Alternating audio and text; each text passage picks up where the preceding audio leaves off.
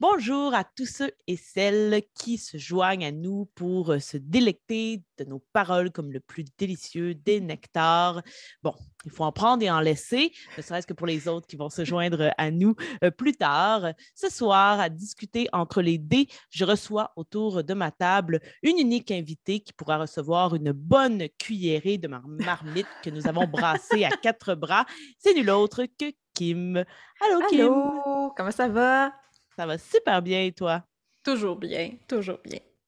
Je suis super contente que tu sois là pour le sujet d'aujourd'hui. Donc, pour ce 20e épisode de Discuter entre les dés, nous avons décidé d'aborder la question de la création de personnages, mais en fonction de la durée d'une campagne. Donc, on avait l'impression que ça avait un impact finalement sur comment on créait nos personnages, à savoir la durée d'existence de ces personnages-là. Donc, on va commencer en se demandant justement pourquoi on accorde un épisode de discuter entre les dés à ce sujet. Moi, plus personnellement, depuis que je suis arrivée dans Co-Critique, je me suis rendu compte que la création des personnages joueurs est très, très changeante en fonction justement de la durée de la partie dans laquelle ils vont prendre vie. Fait que je me suis vraiment, j'ai constaté en fait que ma façon de construire leur personnalité, leur identité et de choisir leurs statistiques, par exemple, va être différente et ce, justement, en conséquence du temps alloué à leur existence. Donc, je trouvais ça intéressant de me pencher plus spécifiquement sur cet angle-là pour aborder la création de personnages, puisque c'est un sujet duquel plusieurs là, autres chaînes et nous-mêmes, on a déjà traité auparavant, mais de prendre un angle qui était un peu plus précis, ça nous permettait en fait d'aborder ce sujet-là de façon un peu moins générale, justement. De ton côté, Kim, tu trouves-tu ça important comme sujet? Ben oui, comme sujet, je trouve ça super intéressant de prendre l'approche un peu plus temporelle pour voir comment on crée nos personnages. Mais à savoir si je fais ça différemment, la meilleure réponse au monde, là, oui mais non, non mais oui. Euh, Puis je vais extrapoler un peu plus ma réponse plus tard, là, mais c'est vraiment l'idée que au cœur de la création de personnages, moi, tu sais, la fondation de mon personnage, je la crée tout le temps de la même manière, que ce soit un one-shot ou une campagne longue, mais je vais prendre des risques différemment, puis je vais choisir, comme tu dis, un peu mes statistiques différemment. Mais il y a une partie qui reste tout le temps la même dans la création de personnage que je pourrais parler plus tard. Ah, mais ça va être intéressant parce que je pense qu'à ce niveau-là, on va être quand même assez différentes parce que moi, je te dirais que c'est quasiment aux opposés, là, la OK. façon dont je vais créer mes personnages en fonction justement de la campagne ou du one-shot. Et justement, avant qu'on se lance plus en profondeur, comment on pourrait différencier à l'aide d'une courte définition ce qu'est un one-shot, une mini-campagne ou une campagne longue? Donc, Kim, je te cède la parole pour cette petite partie un peu plus magistrale. Oui, c'est des définitions maison, hein, fait que ça se peut que les auditeurs ne soient pas du tout d'accord avec ces définitions-là, mais si je me fie à ce qu'on fait pour la chaîne, puis ce que j'ai vécu aussi dans mes parties personnelles. Donc, le one-shot, c'est un scénario qui se passe à une soirée, donc ça le dit en une fois, littéralement, ou ce qu'on voit souvent, c'est que c'est séparé en deux soirées si on étire le concept. Mais donc, habituellement, ça se fait en one-shot une fois. Une mini-campagne, c'est un scénario qui dure le temps d'une saison, en termes de pour nous, les humains qui la jouons, là. Donc, 3 jours dans le temps du jeu, souvent. On peut penser à environ, tu sais, les personnages qui doivent survivre 2 nuits. Ce qui représente, dépendamment de la vitesse à laquelle vous jouez, entre 10 heures et 30 heures de jeu. Donc, si je pense aux héroïnes de Mille Miettes, on parle de 7 épisodes d'une heure, une heure et demie, disons. Puis si je pense à des mini-campagnes que j'ai faites maison, on jouait des 4 heures de temps. Donc, ça, c'est sûr, mais on s'est vu peut-être 8 fois 4 heures de temps. Ça fait 24 heures en tout. Donc, on est entre le 10 et 30 heures de jeu. Et une campagne longue, ben, c'est un engagement à long terme, possiblement sans fin définie. Plusieurs modules de Donjons Dragons sont des campagnes longues, en fait. Donc, il y a une fin définie, mais ça peut représenter un engagement des joueurs qui représente 1 an, 2 ans de temps, parfois même, selon le rythme avec lequel on joue. Donc, campagne longue, pensez vraiment à un engagement en termes de plusieurs mois, voire années même, ou sans fin définie. J'ai des amis qui ont joué, si je me trompe pas, 10 ans les mêmes personnages dans la même Et là campagne. là.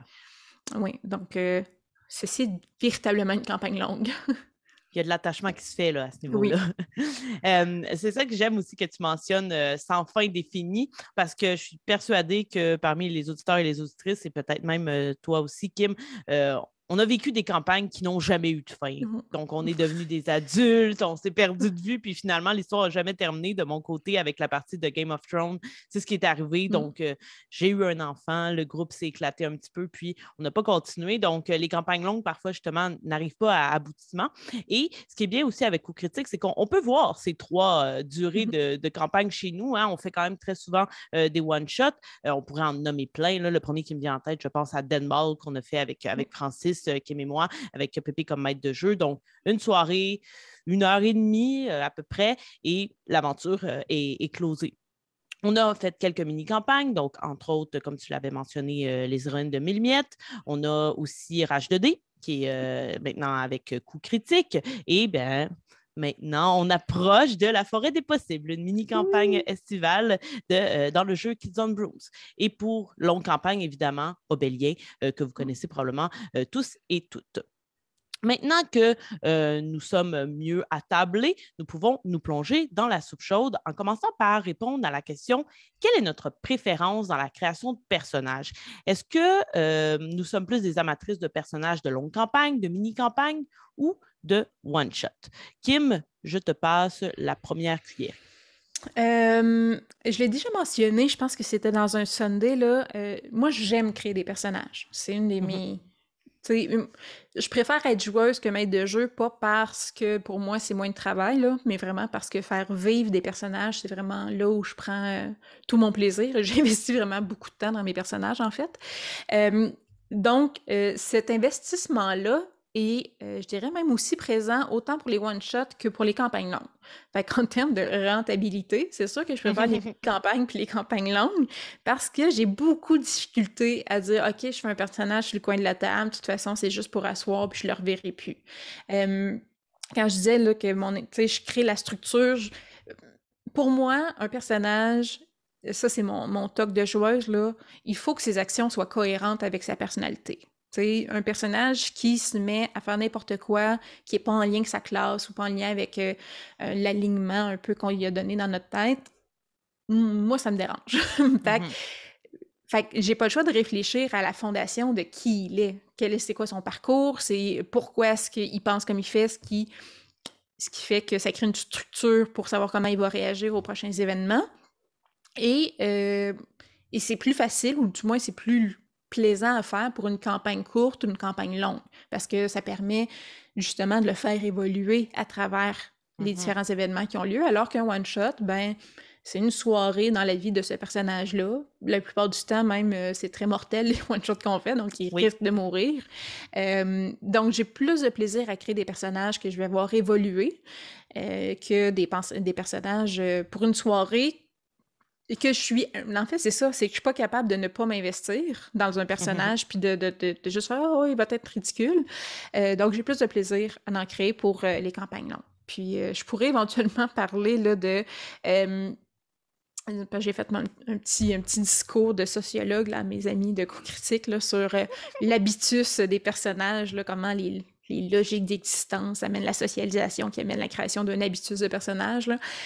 Mais pour moi, c'est toute cette structure-là imbriquée, là, cette espèce de culture qui nous imbibe puis qui nous influence sans qu'on s'en rende compte, que j'essaie de donner à mes personnages, campagne longue, campagne courte et one-shot. Donc, c'est sûr que j'ai une attirance particulière pour investir plusieurs parties. Puis, j'ai tout le temps un pincement au cœur aussi quand je quitte un personnage. Là, quand la campagne est finie, là, de dire bye à un personnage. Fait que plus longtemps ça dure, plus heureuse je vais être. Excellent, c'est fascinant quand même. Hein? Beaucoup de travail, c'est tout à ton honneur. De mon côté, sans surprise, je l'ai également déjà mentionné sur la chaîne. Moi, je carbure aux épopées qui n'en finissent plus. Donc, la création de mon personnage joueur pour une campagne longue, c'est une sorte de rituel pour moi. Un peu comme toi, Kim, je vais vraiment m'investir dans la création de ce personnage-là, mais surtout pour la campagne longue. Et c'est à ce niveau-là, je crois qu'on va un petit peu être différente. Donc, Mon amour pour les descriptions complexes et nuancées des protagonistes doit définitivement venir de mon parcours littéraire. Je crois vraiment que j'y vois justement la création de personnages de livres qui sont dans des gros romans de fantasy, par exemple, souvent décrits avec précision.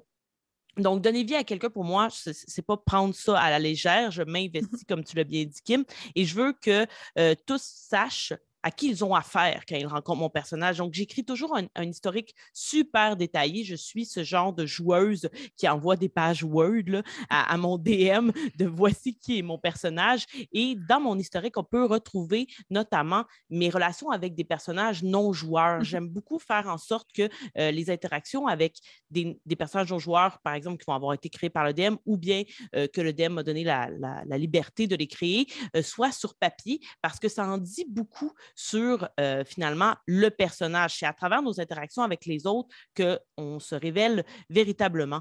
Donc, en ce sens, c'est plus difficile pour moi justement de créer des personnages de one-shot ou même des personnages de mini-campagne, même si disons que c'est un peu en équilibre entre la longue campagne et le one-shot, parce que je veux tellement en mettre beaucoup que je trouve que c'est du travail gaspillé de mettre ce personnage-là dans un one-shot. Et il n'y a pas si longtemps, je parlais justement avec Pépé d'un nouveau personnage que je voudrais voir prendre vie dans une campagne possiblement pour Coup Critique.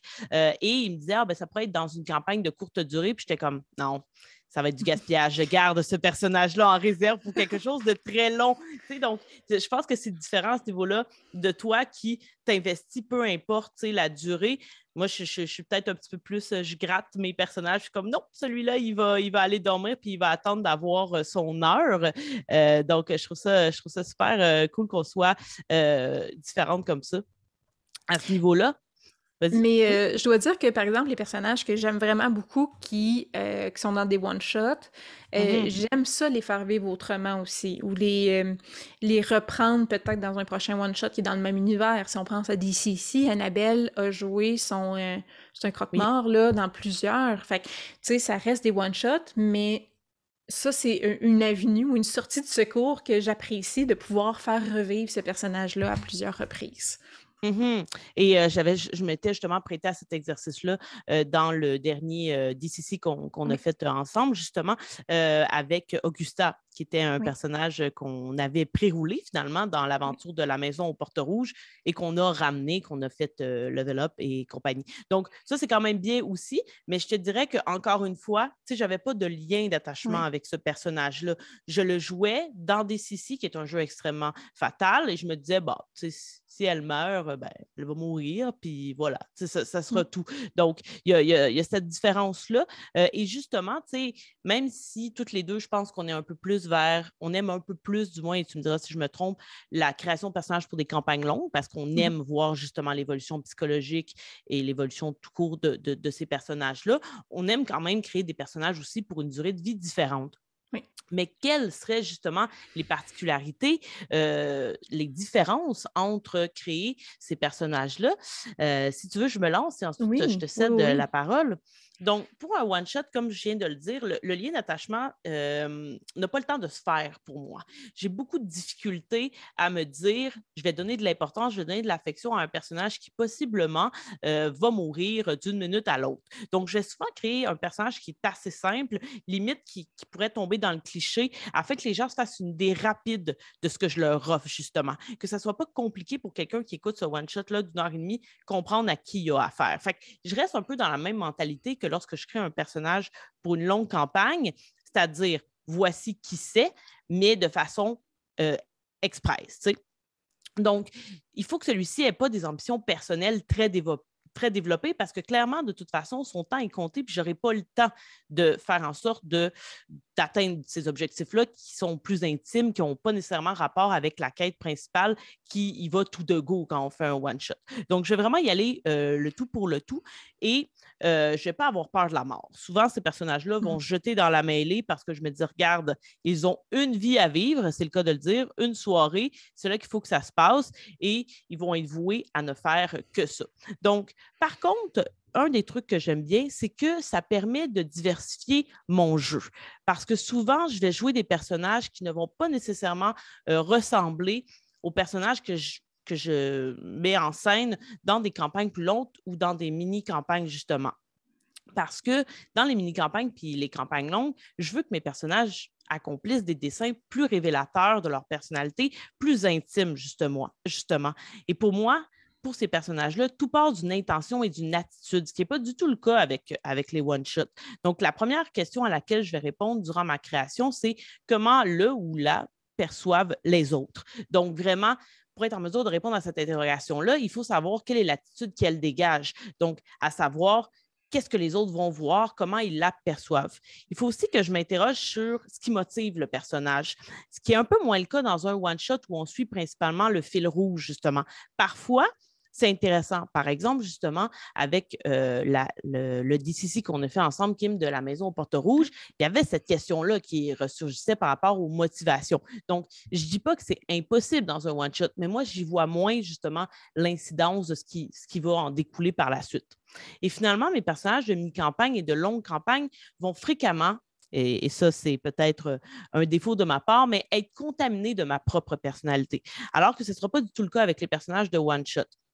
Je sais que Félix avait abordé dans un autre discuté entre les dés la notion d'inspiration, de savoir s'inspirer de personnages connus de la fiction et d'extraire quelques-unes de leurs caractéristiques pour en faire la personnalité de nos personnages. Je trouve ça vraiment intéressant et ça m'arrive d'utiliser cette méthode-là. Ce qui est drôle, c'est que c'est souvent après la création que je vais voir les parallèles qui sont à faire avec des personnages qui existent déjà, comme si mon subconscient me jouait des tours. Et ça m'est arrivé avec mon personnage on starte ça dans la campagne L'Hydre Noire. Mon personnage se prénomme Éléonore et c'est une artificière qui vient d'une famille riche et tout ça. Et par la suite, j'ai écouté Avatar The Last Airbender et il y a un personnage qui est identique ou presque à Éléonore. Et après, je suis comme, mais voyons, comment j'ai pas pu savoir que ce personnage-là existait et créer quasiment son alter ego de l'autre côté. Donc, c'est un peu la différence de la façon dont je fonctionne entre les one-shots, les mini-campagnes et les longues campagnes. De ton côté, Kim, comment ça fonctionne? Euh, pour le fait d'insuffler un peu une partie de notre personnalité dans nos personnages, là, assurément, surtout pour les campagnes longues, campagnes courtes, là, puis j'aime dire que je vais jouer des personnages aux opposés là, dans une campagne maison avec Philippe Taillon des Contes et des Dés. Je faisais une druide du Cercle des Sports et je la jouais vraiment ermite qui émane vraiment des sports d'elle, puis qui rebute les gens, puis qui est très renfermée sur elle-même. Puis au même moment, j'avais une autre campagne maison avec un ami qui jouait Menti, une barbare, mais tu sais, qui vient d'une famille sans problème, avec des parents aimants, puis qu'elle tu sais, elle est bien populaire au travail, puis tu sais, puis super sociable. Donc, aux opposés, mais chacune de ces personnages-là me ressemble. Donc, moi, j'aime souvent dire, je crois pas à l'horoscope, là, mais je suis Gémeaux, puis c'est ça. Fait que j'ai deux côtés à ma personnalité. Fait que souvent, ben, je vais plutôt dans les campagnes longues ou campagnes moyennes, essayer de mettre la loupe sur une partie justement de ma personnalité ou de mes personnalités, puis de la rendre plus grosse. Donc, tu sais, si on dit qu'une personne, c'est un 360, donc un cercle complet, bien, je vais aller chercher un petit angle, puis je vais dire, OK, je pars de ça, puis j'extrapole un personnage autour de cet aspect-là, ce qui fait un ancrage que moi, personnellement, je trouve plus facile à jouer. Donc, tu sais, je suis capable de comprendre les intentions de mon personnage parce qu'il y a une partie de moi qui est comme ça. Ben oui. Je fais juste pas me recréer au complet, là. Fait qu'à chaque fois, ben, je prends une partie différente de mon cercle et ma personnalité, puis je l'extrapole, puis j'en crée un personnage. Donc, je le fais pour les campagnes longues et les campagnes courtes. Les one-shots, à un certain point aussi, parce que, comme j'ai dit, ce qui est important pour moi, c'est la cohérence du personnage. Je le traite différemment pour les one-shots parce que c'est pas un engagement à long terme, je me permets d'essayer des classes, d'essayer des choses un peu plus risquées que j'oserais pas faire sinon. J'ai appris à apprécier la magie dans les jeux de rôle qui me faisaient vachement peur quand j'ai commencé à jouer à Donjons Dragons avec DCC. Que j'ai joué une magicienne que j'adore, que j'aimerais rejouer. Et c'est vraiment ça qui... tu sais, je me dis, c'est une soirée, au pire, ça va pas bien, c'est pas grave. on s'en reprendra. Et là, tout à coup, ben j'aime ça, et ça déteint sur les campagnes moyennes, les campagnes longues, parce que j'apprends à apprécier certains aspects du jeu par les one-shots. Donc, je vais essayer des choses dans les one-shots, mais je m'attache à mes personnages, là. Tu sais, en même temps, tu sais, je m'attache, c'est très mortel, je m'attache moins, mais je vais quand même, les campagnes moyennes, même chose, là, pour ceux qui ont fini d'écouter Mille Miettes, vous m'avez vu pleurer, donc je ne voudrais pas pourquoi pour ceux qui ne l'ont pas vu, mais tu sais, c'est ça, moi, je dis tout le temps, je suis très bon public dans la vie, là, je suis très investie dans une histoire, mais pour les one-shots, je vais aussi être investie, en espérant le mieux pour ce personnage-là. Comme j'ai dit, pour moi, c'est la grosseur de la fenêtre dans la vie d'un personnage qui existe déjà. Un one-shot, mais c'est une petite fenêtre. On voit une soirée, on voit un petit moment de son histoire personnelle, mais pour moi, il faut que le personnage soit cohérent, existe, a une motivation, une intention, comme tu as dit. Donc, c'est vraiment l'idée qu'il vienne quelque part, ce qu'il a vécu l'a formé, puis il s'en va quelque part. Donc, on a juste une fenêtre sur son existence, mais ce chemin-là, dans le fond, est important pour moi pour sa pertinence dans l'histoire.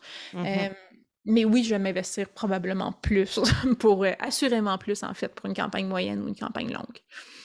Mais quand même, tu accordes une certaine importance même pour les one-shots, ce que je trouve particulièrement intéressant. Peut-être que ton enthousiasme va venir me contaminer, puis je verrai d'un nouvel œil maintenant la création de personnages pour un one-shot. Et aussi, justement, une dernière question avant la question poison, parce que oui, il y en aura une juste pour toi. Je ne ferai qu'une unique victime ce soir. On voit souvent dans les one-shots ou même dans les mini-campagnes la création de personnages pré-roulés. J'aimerais savoir, toi, comment tu vis ça de devoir jouer un personnage parfois que tu ne viens que de rencontrer il y a 10 minutes. Et là, tu dois, donner vie, incarner ce personnage-là. C'est un défi, assurément. Mettons, je pense à DCC. La plupart du temps, j'ai le temps entre le moment où j'ai roulé mon personnage puis la première partie. Je suis capable de mettre dans ma tête la chair autour de l'os, puis de voir un peu, OK, quel genre de personnalité je veux lui donner avec ces statistiques-là, qu'est-ce qui en ressort. Si je pense à Héros de Mille Miettes, je me trompe pas, ça a été là. On roule, on joue. Et là, le hamster dans ma tête va très vite de OK, qu'est-ce que ça donne une petite souris pragmatique qui chasse du fromage dans des trappes. Fait que là, j'y crée une personnalité rapidement. Donc, c'est un plus grand défi parce que pour moi, comme je te dis, c'est vraiment important de créer cette structure-là. Donc, j'essaie de le faire pendant que les autres, ils chassent puis créent le leur. Je peux pas dire que c'est ma manière préférée de fonctionner. Ce serait vraiment mentir. Je préfère de beaucoup, et je suis un peu une control freak dans la vie, là, j'aime beaucoup contrôler justement de où vient mon personnage, où il s'en va, puis faire imposer des éléments d'histoire dans mon passé, là, on s'entend. J'ai beaucoup de difficultés avec ça. Donc, quand je viens de le rouler, ben, j'ai de la misère à rendre toutes ces pièces-là cohérentes puis en sortir de quoi. Je pense que j'ai quand même réussi avec ma petite souris Miyamoto. Mais c'est ça. C'est un défi que j'apprends à apprécier. Ça fait parfois, par contre, surtout pour des one-shots, des personnages plus discartables que je me dis, OK, ben, j'ai pas eu le temps justement de créer quoi, de m'attacher, tout ça. Donc, j'ai du plaisir à jouer, mais c'est pas le même genre de plaisir. Il pourra mourir, lui, ça me fera pas une plie sa différence. Fait que c'est sûr que c'est pas mon plus grand plaisir, mais je vais... c'est ça. C'est un défi que j'apprends à essayer de voir les bons côtés. Je vais dire ça de même. Ben, là-dessus, on est très, très semblables. Je suis tout à fait d'accord avec toi. Pour moi aussi, c'est un gros défi parce que je trouve ça très difficile de m'approprier un personnage dans lequel j'ai rien investi préalablement. Surtout que plus souvent qu'autrement, du moins dans mon parcours avec Coup Critique jusqu'à maintenant, ces personnages pré-roulés-là, je les ai joués dans des systèmes auxquels je jouais pour la première fois. Donc, en plus de devoir comme comprendre la mécanique, comprendre l'atmosphère que je suis censée vivre dans ce système-là, ben, il faut aussi que j'apprenne à jouer ce personnage-là que je ne connais pas du tout. Fait que c'est comme si tout était à apprendre. Et pour rebondir sur ce que tu viens de dire, moi aussi, je suis quelqu'un qui aime beaucoup avoir le contrôle. Donc, ça me sort énormément de ma zone de confort de devoir justement jouer un personnage qui est pré-roulé comme ça. Et tu vois, mettons avec Augusta, ce qui m'a aidé, c'est que dans la maison au Porto-Rouge, j'étais toute seule. Fait que, j'avais quand même de la place pour donner de la personnalité à mon personnage, même si j'ai l'impression que je l'ai fait de façon très, très minime, mais quand même, je me disais, je suis toute seule, fait que je peux vraiment prendre la place, donner le plus d'espace au personnage.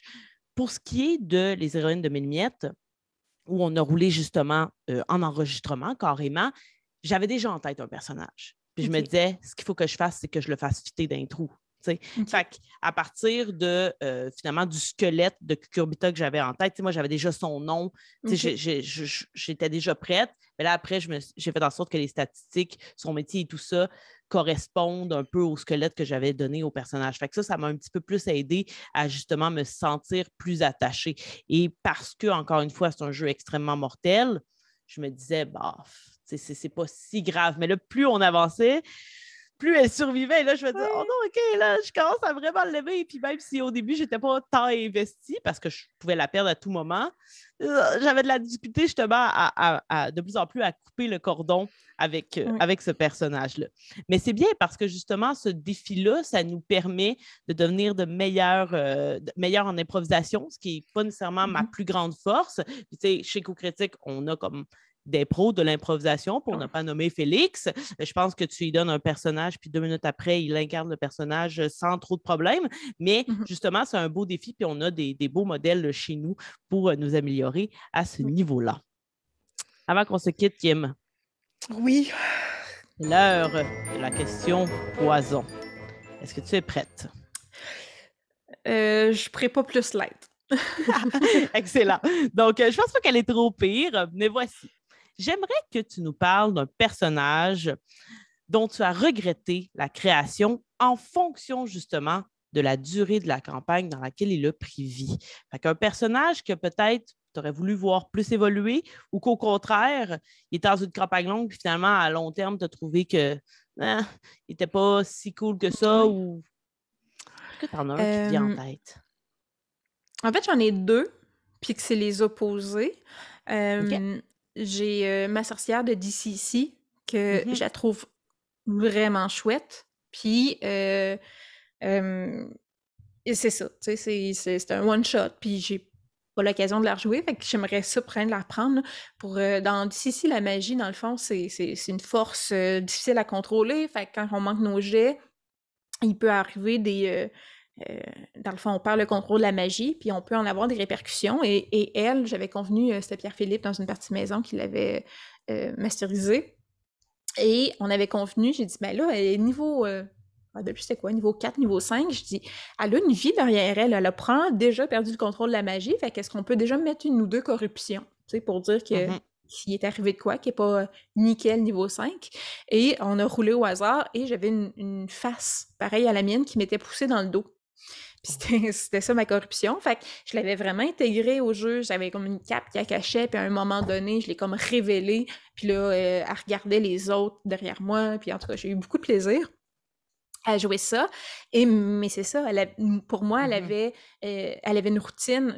Parce qu'elle est très faible, c'est une magicienne, donc elle avait deux personnages niveau 0 là, qui traînaient avec elle puis qui sont morts très rapidement. Mais j'avais dit que c'était mes frères, mais en fait, c'est qu'elle part de village en village, puis elle apprend 2 niais, puis elle dit « OK, ben je suis la fille disparue, on m'a donné en adoption, je vous en fais retrouver » puis elle les amène dans ses aventures pour se protéger, puis à chaque fois qu'ils meurent, elle en prend des nouveaux dans un nouveau village, tu sais. Fait qu'il y avait tout ça, mais qui n'a pas été exploré, qui n'a pas été explicité dans le one-shot maison, mais que j'aimerais vraiment reprendre, parce que je la trouve vraiment... Moi, je la trouvais sympathique. Elle était horrible, on s'entend, c'est une méchante personne, mais je la trouvais vraiment plaisante à jouer. Et de l'autre côté, j'ai commencé une campagne de Donjons Dragons, où je jouais un personnage, justement, c'est dans les premiers personnages que j'ai créés, puis C'est le classique, là, un peu, là, des zombies ont tué toute ma famille, puis là, je veux me venger, puis je trouve que ça finit par manquer rapidement de profondeur. C'est classique, on a tous commencé par avoir des destins tragiques, là, mais je me rends compte que j'ai autant de plaisir à voir un parcours de vie bien normal, assez commun, mais juste le faire évoluer avec les relations qui apparaissent dans la campagne. Puis, je trouvais ça long un peu à tirer ce genre de personnage-là qui n'a pas de profondeur, puis créer de la profondeur en cours de jeu. Je sais qu'il y en a qui créent le personnage à force de le jouer. Moi, j'ai plus de difficultés parce que comme si on faisait apparaître des éléments de sa personnalité qui n'ont pas rapport d'être là parce que ça ne fait pas partie de sa structure, dit la sociologue qui pourrait faire un cours sur l'habitus puis la culture, la socialisation primaire et secondaire, là, mais moi, c'est ça. Fait que on dirait que justement, quand je pars un peu mal le personnage, que je ne pense pas à sa profondeur, j'ai de la misère par la suite à lui donner une vraie personnalité, à lui donner un intérêt, justement, puis quelque chose d'intéressant à développer dans ses relations. Donc, ça, c'est un autre exemple, justement, là, de si je pars du mauvais pied, j'ai plus de difficultés à le rattraper. Hey, tu as bien répondu à la question poison quand même. Là, en plus, deux merci. exemples. Je vais m'y lancer aussi assez rapidement. Moi, j'avais participé au West March de On Start Tout ça. J'ai fait seulement deux parties, là, puis un West March, pour ceux qui ne savent pas, c'est vraiment une grande communauté qui joue ensemble et les parties, les groupes se mélangent, donc on ne joue jamais avec les mêmes personnes. C'est un peu l'idée du West March. On n'est pas censé prévoir d'avance vraiment avec qui on joue et tout ça. Et j'avais créé justement ma première mage. Je n'avais jamais joué de mage dans Donjons et Dragons avant ça et j'étais super enthousiaste pour ce personnage-là. Elle avait vraiment, c'était une vieille madame qui puait. Elle avait toute une grosse personnalité, puis vraiment beaucoup, beaucoup de secrets. Et j'avais vraiment misé sur le fait qu'à travers le West March, on allait découvrir finalement qu'est-ce qui se cachait sous cette dame-là, qui au premier abord avait une certaine carapace, une certaine façade qui cachait un super lourd passé et tout ça. Mais le West March ne se prêtait pas du tout à ça. Je me suis rendu compte que je ne connaissais pas c'était quoi un West March, puis que justement, parce qu'on n'était jamais avec les mêmes personnes, ben, c'était hyper difficile d'enlever des couches aux personnages parce que tu les vois, il y a un combat, vous trouvez une solution, puis la game est finie, puis un mois après, tu rejoues avec une autre gang, puis là, il y a une autre ligne directrice qui est quand même assez, qui est très, on s'en va par là, puis c'est par là qu'on s'en va. Fait qu'il n'y avait pas vraiment de place au développement de personnages, plus personnellement, et j'ai vraiment trouvé que elle s'appelait Manouchka, que Manouchka a été un personnage gaspillé pour moi parce que je me disais, c'est tellement dommage que j'ai donné vie à ce personnage-là qui finalement ne pourra jamais éclore parce qu'il ne se prêtait pas au système de la campagne. En fait, ça, c'est une campagne longue, le West March, mais finalement, justement, par manque de temps, je n'ai pas continué dans le West March et tout ça, mais aussi parce que le West March en soi n'était pas un endroit où ce genre de personnage-là pouvait nécessairement s'épanouir. Donc, voilà. En espérant qu'un jour, invitez-nous, car vous voyez, Kim, elle a un personnage de DCC qui pourrait avoir beaucoup de potentiel, et moi, je suis un personnage de Donjons et Dragons aussi, qui pourrait avoir beaucoup de potentiel à vivre plus longtemps, à prendre vie plus longtemps. Donc, voilà, Kim, je ne sais pas si vous voulez ajouter un petit quelque chose avant qu'on ferme la porte. Non, moi, j'ai toujours du plaisir par les créations de personnages aussi, fait que n'importe quand, ça va me faire plaisir. Puis, merci encore de l'invitation. Merci à toi d'être venu à ma table et merci à vous également, encore une fois, d'être venu nous écouter, raconter ce qu'on avait à dire sur la création de personnages en fonction de la durée de la campagne. On vous invite, bien entendu, à nous envoyer un petit peu de magie en allant liker notre page Facebook, notre page YouTube. Si vous avez des petits ingrédients le plus juteux dans votre marmite, vous pouvez nous en donner sur Patreon. On va mettre ça, on va faire des nouvelles recettes. Vous pouvez aussi nous donner vos commentaires. Comment vous créez vos personnages en fonction de la durée de la campagne? Donc, est-ce que vous faites ça différemment d'une campagne à l'autre? Est-ce que vous êtes à l'opposé de ce que Kim et moi, on vous a présenté? On veut vous entendre et de cette façon-là, on va pouvoir avoir une communauté plus grande et qui sait peut-être, moi, plus de petits familiers dans ma maison de sorcière. Donc, merci encore, Kim. On vous dit à la prochaine. Au revoir.